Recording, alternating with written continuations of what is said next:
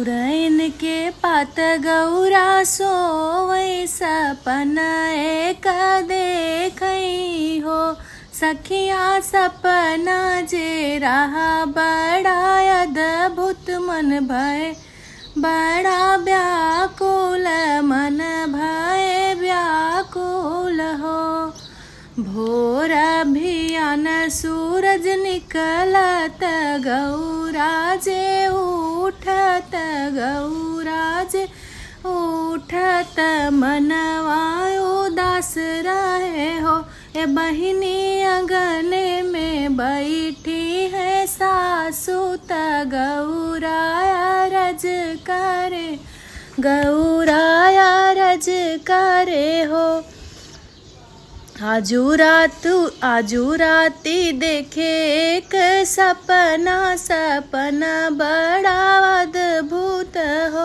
ए सासू सपने के रतिया विचारत मन बड़ा व्याकुल हो। हमारे नैहरवा में उत्सव त भैया के बियाह होई भैया के बियाह होई हो। सासू नौआ रोचन लैके आवै त हमै न जनावै त हमै न जनावै हो। दुआरे पे आजत बाजत बाजई गयनी बाजई गायन हो। सासू फूल बरसे सबके हर से दुआरे बाजन बाजई हो। फूल बरसे सबके हर से त दुआरे पे बारात आवै हो। सासू सुंदर बर जे उतरई बहुत निक लागई हो। घूमी घूमी ले भवरिया त सिंदूरा पहिनावई हो। सासू ठाड़ी भई मड़ए के बीच त देख चकित भय देख चकित भय हो। ए मैया तो रहे हमर भोलेनाथ शिव शंकर स्वामी शिव शंकर स्वामी हो। हम तोहसे पूछी महादेव पियरी कहाँ पायाऊ पियरी कहाँ पायाऊ हो। ए स्वामी सच सच हमसे बतावऊ त अब न छुपावऊ हो। तोहरे नैहरे गौरा भाभी तोहरे नी सखिया तोहरे नी सखिया हो। ए गौरा हंसी हंसी हमके बैठावै त पियरी पहिनावई हो। इतनी बचन सुनी गौरा त शिवजी से पूछै त शिवजी से पूछई हो।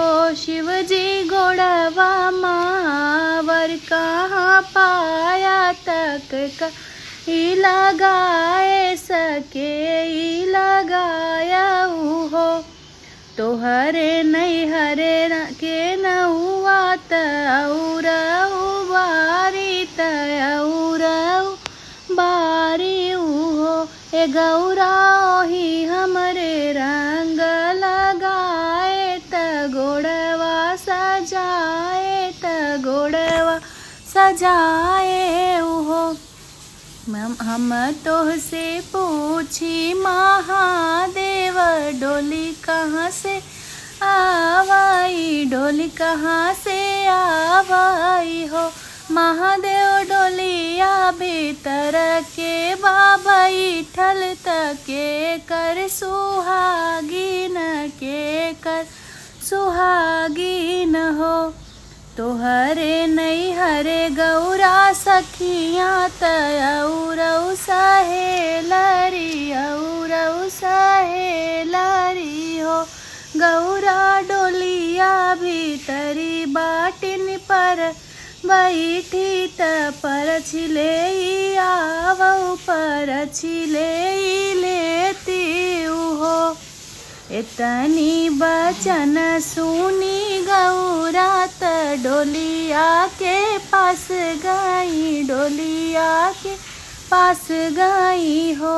बहिनी घूंघट उठाई जब चितवई नयन आंसू गिरई हो। रामाय तो वही बहिनी हमारा सवती बन के आईनी हो। ए बिदना कई से के दिनवा देखाया तू मन भर माया हो। बिदना कई सनस रोई रोई पूछे गौरा रानी त बहिनी से पूछई हो। बहिनी शिवजी त हमरे नी स्वामी सवती बन के आई उछल हमसे कैली हो। जिनी बहिनी हम का तुम्हारऊ और गरियावऊ हो। बहिनी नहीं हम तोहरी सवतिया त दासी बन के आए, दासी बन के आए हो।